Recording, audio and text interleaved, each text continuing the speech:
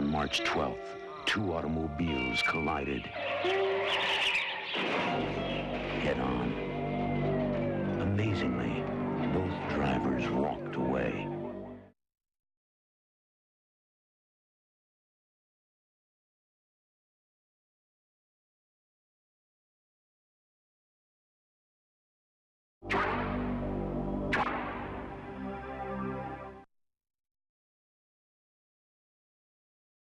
The Dodge Spirit had been able to get by for many years, but its luck changed on January 21, 2006. It became a death trap. What happened next changed Marissa Schneider's life forever. Well, I was driving and I saw the sign for the turn up ahead. And I slowed down and saw what I thought was the turn and signaled and went to make the turn and realized that there wasn't a turn there. I had also looked and didn't see any cars at the time, otherwise I wouldn't have made the turn. I went to turn, didn't realize that the turn was not there. And so I straightened out and started to look to try and get back into my own lane. And before I was able to completely do that, I saw Marissa's headlights. Upon impact, the occupant compartment of the Spirit collapsed, crushing Marissa almost to death. There was a message on there from her work asking where she was. So I told my husband, I go, something's wrong. And so I took off in our truck and I followed the way that she normally drives to work. And I got to an intersection where there was a traffic light and there was a turn lane. They had the road blocked off and she normally goes down that road. I pulled over in the turn lane and the cop, of course, wouldn't let me through. It was blocked off and he kept saying, ma'am, you need to go on, you need to go on. And I go, no, I think my daughter's down there. Is there an accident? And he says, yes, but, I go, my daughter's late to work. Oh, she's probably just late because she had to drive around. I go, not my daughter. And finally he took a few minutes and called down there after I pulled off to the side to get out of the way. And he came back and just really, you could just tell.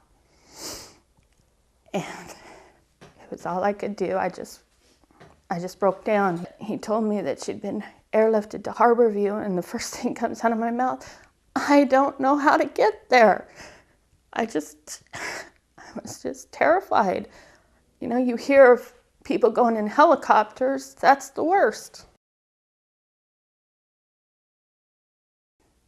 Some of my favorite memories of Marissa through school and high school was some of the dances that she got to go to. We got to go out and pick out a few of the prom dresses, especially her graduation. She was absolutely dressed up just gorgeous, and her best friend's parents rented a limo and they all got to go to the senior prom in a limo, and that was pretty special. She was just so excited. When she'd get excited, she had this little habit of waving her arms, and she kind of got to the point, she started that when she was little. That was one of those things that it was always really cute about her. She would just get so excited that she'd have to wave her arms, and we kept thinking, well, she's going to take off, she's going to fly.